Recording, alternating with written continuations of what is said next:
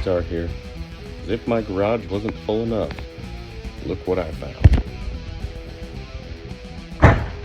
Right, as you can see, full garage. But I'm pretty sure we can flip this and make some money.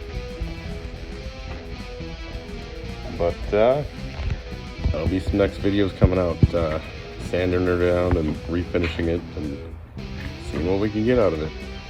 Thinking probably $200. We'll see.